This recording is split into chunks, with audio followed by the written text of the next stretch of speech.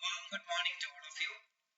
In the previous session, we were discussing about GS paper 4, and in this session too, we may be focusing our attention on how to deal with GS paper 4, especially the ethics, integrity, and aptitude paper for UPSC mains examination. And in the last session, we are discussing case studies. And the case study which we discussed on the last session, hope you're remembering that case study, that was specifically connected with a single specific problem that is related to corruption or nepotism that is happening in one single department of the government. And naturally, as an appointed officer, as a responsible officer who was in charge of the department, you could handle with that specific problem. That may be a concrete case study. You can divide case studies into two. There are concrete case studies and there are abstract case studies. It is comparatively easy to handle with a concrete case study since UPSC already gives you 3 or 4, as we dealt with in the previous case study. UPSC gave you 3 specific options. You can write about those options individually. You can assess the pros and cons of those options. And finally, either you can give your own option or you can pick one single option out of those. As we did previously, we preferably opted for the third one, but with minor amendments. Of course, with minor amendments that we are not ready to accept it entirely. We amended that third option and we brought it in a particular manner. That is a concrete case study where you have concrete options, or else you can evolve an option. UPSC also, if we evaluate the papers from 2014, maybe from 2016, 17, 18, etc., if we evaluate how ethics paper was changing, how the pattern or nature of ethics paper was changing, definitely you can expect an abstract case study also. What is an abstract case study basically? An abstract case study is not a situation-based case study.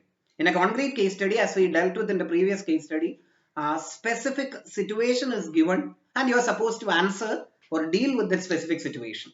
But when it is not concrete, naturally, you are not given a specific situation, but you are given a general condition. I repeat, you are given a general condition, maybe related to unemployment, maybe related to rural backwardness, maybe related to poverty, maybe related to communalism. There is a growing communal fanning in India, or maybe related to the de-democratization of the country, maybe related to social media or something. And then certain specific issues are presented before you, and UPSC is supposed to evaluate how, as a general question, you will deal with those issues and whether you can arrive at a solution.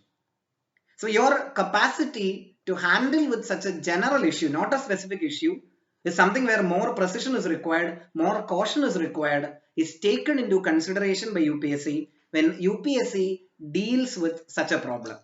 Naturally, general case studies are not very easy to handle because almost all candidates may write something or the other, and it may not be very difficult unless you are very careful. Now I am dealing with one case study specifically for an understanding for you people, and I may be reading out that case study. You can also follow. You can either write that case study or you can listen to that case study, identify the important aspects involved in it. This is not a specific situation, rather this is a general situation.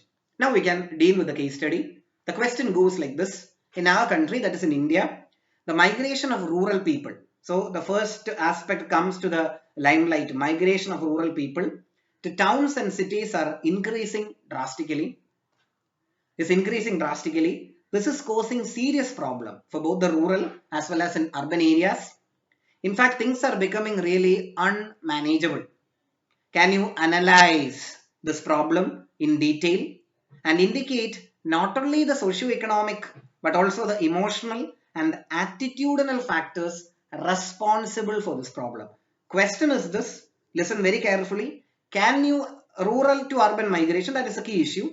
Can you analyze? Of course, it causes a lot of problems, you know very well. Overcrowding, overpopulation, transportation issues, even diseases, many things. Leave that. We'll deal with that later. Slums, of course. Anyway, can you analyze this problem in detail and indicate not only the socio-economic factors but also the emotional and attitudinal factors responsible for this problem? Also, bring out why. There are certain sub-questions. Why educated rural youth are trying to shift to urban areas, landless poor people are migrating to urban slums, and even some farmers are selling off their land and trying to settle in urban areas, maybe taking up petty jobs in urban centers. what feasible steps can you suggest which will be effective in controlling the serious problem in our country? You know very well that recently when we are dealing with the corona issue, of course, we have heard about how this issue is creating tension in the minds of Maharashtra government, especially thinking about Dharavi being an urban slum. We know very well that Mumbai has a number of slums, Dharavi being one of the biggest slums in Asia.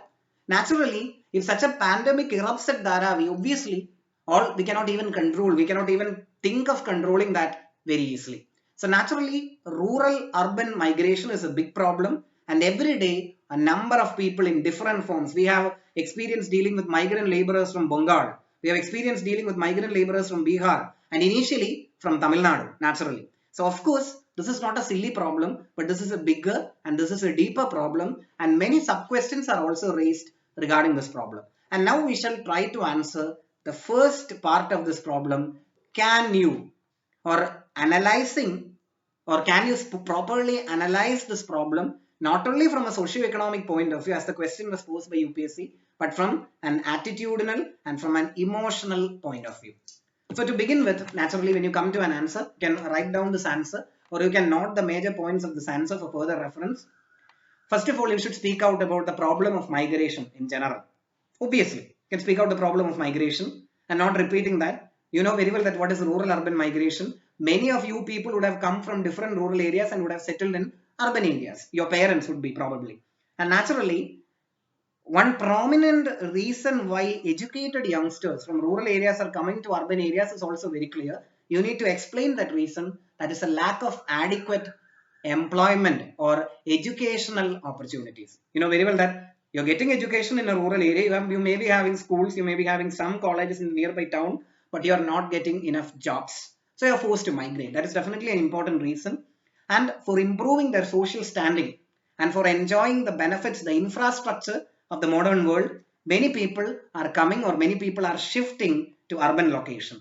And once you are in urban area, especially if you are a youngster, there is a certain degree of freedom, certain degree of autonomy that you enjoy compared to a rural area. And of course, you can escape the eyes of the seniors, the senior people, or maybe of your family members, or the one whom you call as Karanavas or something within the rural area, and you can live as per your will. So that freedom or autonomy is also a pull factor that compels people to move to urban areas from rural area, because in a rural area you're always under a scanner.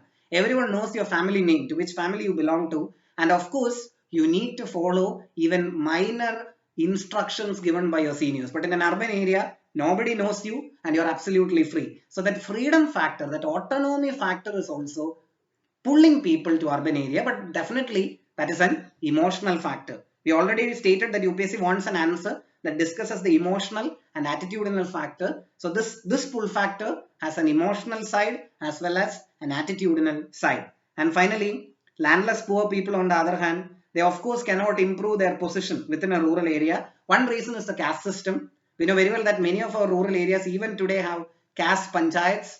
Very strong rules are enforced. There is bonded labor. So they know very well that their generation and their children even cannot escape from these things like caste, the rules and regulations imposed by caste like khap panchayats, bonded labor, and naturally they feel that to safeguard themselves, that is an attitudinal aspect of course, to safeguard themselves it is better to migrate to an urban center and to help themselves, to save themselves out of the clutches of these factors. That would be the second aspect. Again, that caste based, gender based discrimination. Gender is also a factor. Women again prefer more, of course men too, to move to urban area because their gender based discrimination is severe. It's perhaps severe in rural area, whereas it is almost nil. It is almost nil in an urban area, or even if it is there, it is only marginal. It is relatively less, relatively nominal. And naturally, many of the people like educated youngsters, women who are educated or even married to an educated youngster, men and women of both kinds, then again rural farmers or rural peasants, even landless farmers, all of them prefer to migrate to urban centers. And again, there are certain factors, as we stated, there are certain specific factors responsible for this migration. And now a UPSC question never ends here. As a candidate, as a potential candidate, as a potential administrator and as a person who is observing the scenario very keenly, you need to bring out some practical steps to deal with this problem. That steps are more important because you need to find out a solution. Imagining all people are coming from rural to urban areas and settling in urban areas. Of course, that is going to be another big pandemic because the already teeming and mushrooming population in urban areas cannot be handled. You know very well how Mumbai is overpopulated, what is the density of population in Mumbai, and how Calcutta is overpopulated. Even Kochi is getting overpopulated day by day, and it is not very easy to handle with a teeming, unidentified, mushrooming, huge population. Naturally, you need to create an environment. I repeat, you need to create an environment in a rural area which is sufficient for people to stay back in a rural area and enjoy more or less the urban facilities also. In sociology, we use a concept known as rural-urban continuum. There is a connection, there is a continuum between rural and urban areas. And if this continuum is properly established, we can of course say that we can stop this migration, or at least we can reduce this migration except those that is necessary, and we can handle with this problem, with this urban migration or the overpopulation and connected problems like slums and all in a better way. So you need to bring out some suggestions. You need to suggest few possible solutions for this problem. And maybe I'm again hinting some suggestions. You can add your own personal suggestions, your own innovative suggestions also. Maybe first one, you can improve educational facilities in rural areas definitely. You can definitely provide for more urban facilities and amenities in rural area. That is definitely a good option. You can again deal with the problems like caste-based inequality or the inequalities that is there in the rural social structure, and you can also try to remove, not very easy, but you can try to remove gender-based discrimination in rural areas. You can of course initiate more programs in rural. We know very well that in rural area, recreation is a big problem. In urban area, people have a lot of facilities for recreation, but in rural areas, it is not sufficient. So you can definitely provide for, you can definitely make infrastructure for recreation like small parks, maybe clubs, maybe places where people can come together. Then they can carry forward urban facilities to rural areas. That is possible. Again, prominently one more thing, that is you can definitely increase job opportunities in rural area. Educational facilities is not sufficient. Even if you have education, you don't have job opportunities, where you will go? You will naturally go to urban area. So we need to actually refix our industrial infrastructure, our service infrastructure in the country. That is a good suggestion, in such a way that rural areas also get enough jobs. I repeat, we need to refix our socio-economic and employment infrastructure, both our industrial and service infrastructure, in such a way that rural areas also get sufficient jobs. There are a number of good examples. There are a number of rural areas which later developed into small townships over a period of time because of the existence of one or two companies. Take for example in Gujarat, the Amul, which was started by a Keralite, Dr. Verghese Kurian. Amul within Gujarat Cooperative Milk Federation, within a short span of time, transformed the entire area into a small township. This is a very good example. You can find similar examples throughout the history of India where a rural area was selected, of course for the availability of raw material too, that also to be taken into consideration. An industrial base emerged there, it evolved there, and within no time that rural area became a hub of different opportunities, both educational, employment, a number of urban facilities coming to that rural area, and in the long run that rural area became a place where everything can be found in sufficiency. So a candidate who is answering such a question, please note this point, as a candidate who is answering such a question, you need to bring out solutions, and not only solutions, but you also need to cite examples for same state of affairs that happened in different parts of India. Amul is a very good example. Not only Amul, you can find a number of examples where a small town, small rural area where enough educational and employment opportunities came and it got developed like anything. So that is not a simple thing. Okay, so such a solution oriented answer has to be written by the candidate. Again, please bear in mind that, please not in mind that when you write an answer, whatever aspects posed by UPSC as a question should be sufficiently answered. In this question again, we had emotional and attitudinal aspects, we answered that, and finally we came out with solutions. We'll meet again in the next session. Thank you.